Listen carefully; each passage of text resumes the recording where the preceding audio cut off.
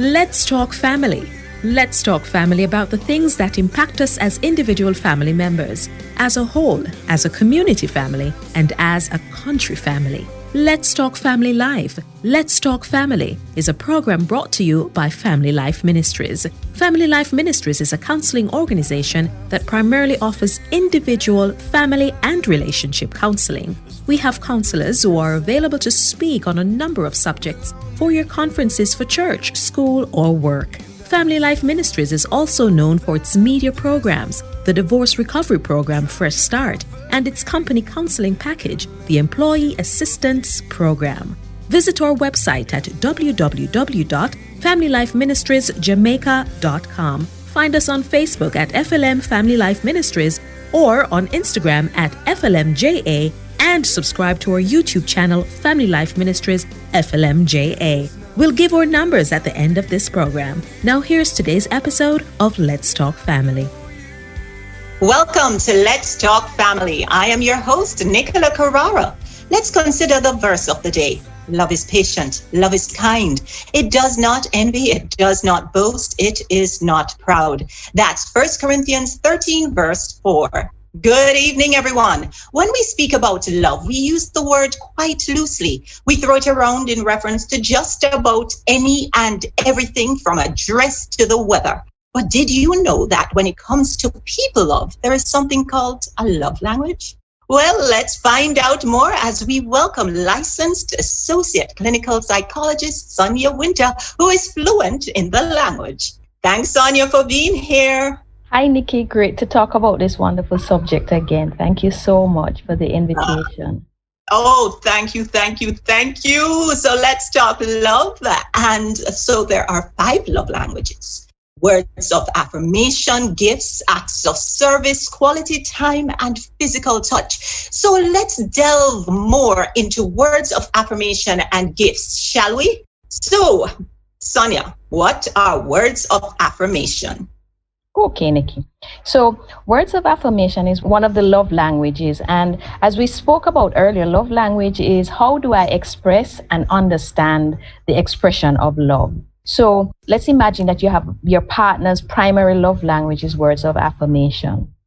Yes. Then it means that you can make them feel loved by telling them, for example, how much you appreciate their compassionate nature or any other positive quality that they may have. You may compliment their appearance, or you may commend them for a job that they've done well at work. The words can often be spoken face to face or over the phone or in a card or text or email nowadays. But all of us appreciate affirming words, but for those whose primary love language is words, nothing speaks more deeply, according to Dr. Chapman. And he is the scientist who has conceived of this notion of love language.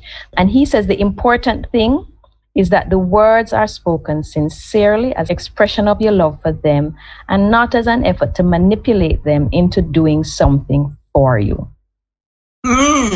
Yes, that is something I want to hear about. Mm-hmm. How How do you not manipulate someone with words of affirmation? Because sometimes, you feel like, I want them to do this thing for me. Mm-hmm. How do you not do it? So you say, honey, you cook so well, because you want more food. So, what is wrong with that anyway? Well, you know what? I always say that one of the most important things in communication is trying to be authentic as possible, and if you can be forthright about the affirmation and the need at the same time. So if I say, you know what, honey, you're a great cook, and it just makes me want more and more, and when I can't help but asking you for more food or something, or asking you to cook this lasagna for me, you just cook so well, and it makes me love this, and I want more. So you're kind of being very nakedly honest about what this is about. It's a request that I'm making of you. It happens to be tied to something that you do well, but I'm being clear about what this communication is about. Whereas if it's not about manipulating, it's just, I've noticed you've done something and I'm affirming you for it.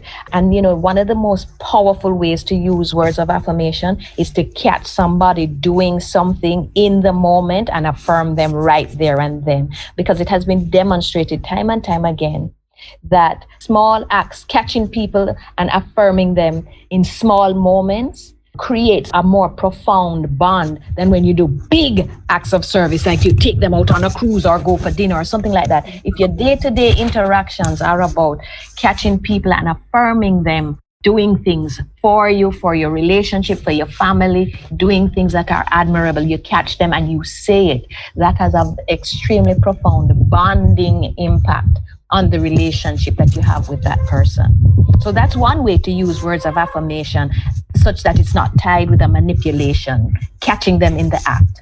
Wow. So, I have another question. What if this person just really gets on your nerves and you just don't have nothing good to tell them, but their love language is words of affirmation?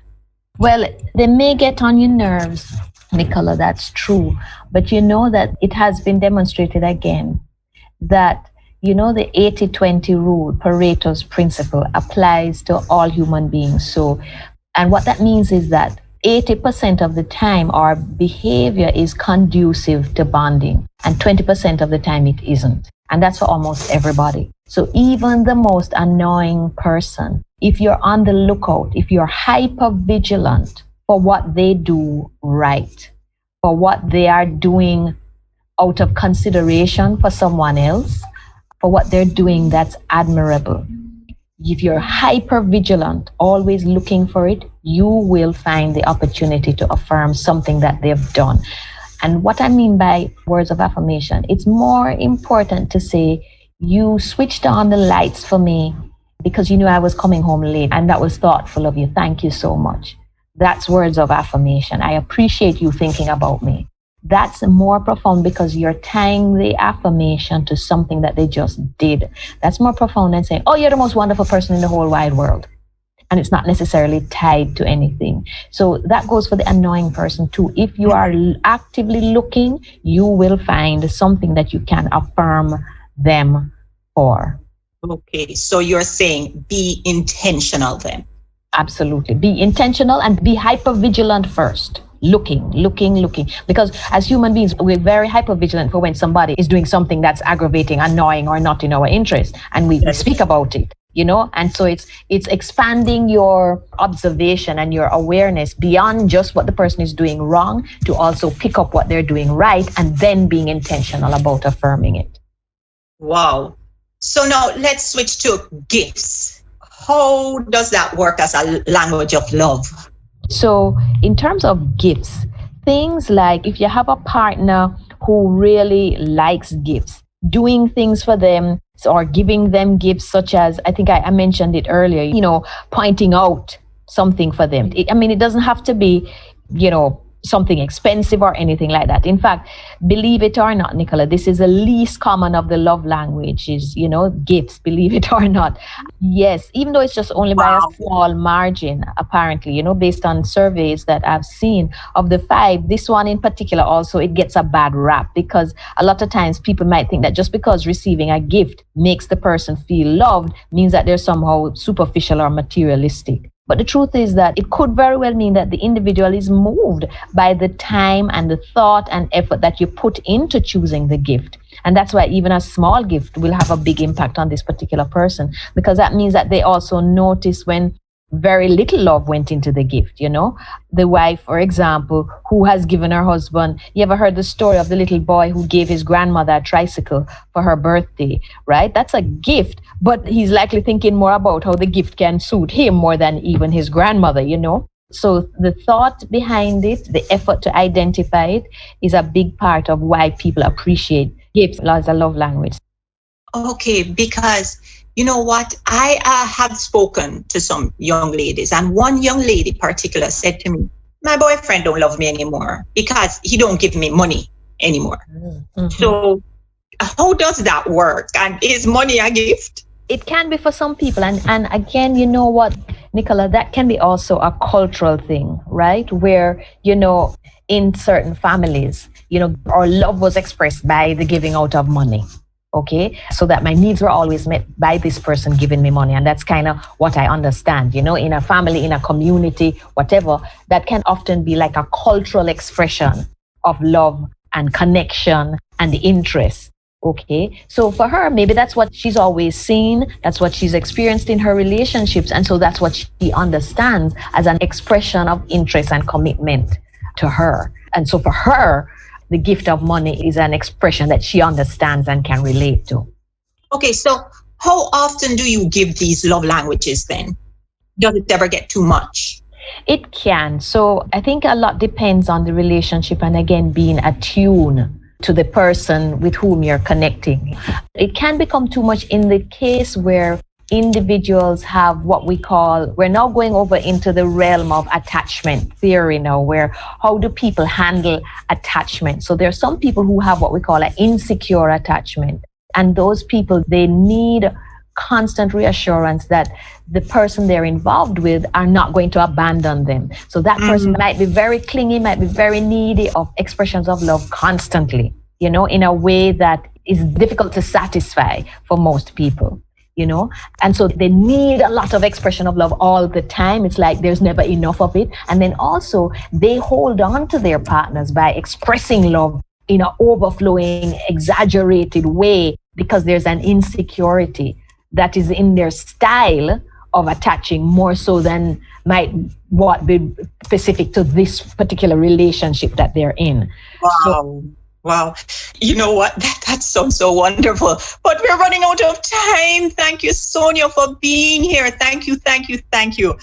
And folks, think about what you say and give to your loved ones. It may just determine how they perceive your love. Thank you, Sonia, for being here. I look forward to talking with you again. Blessings all around. Thanks, Nicola.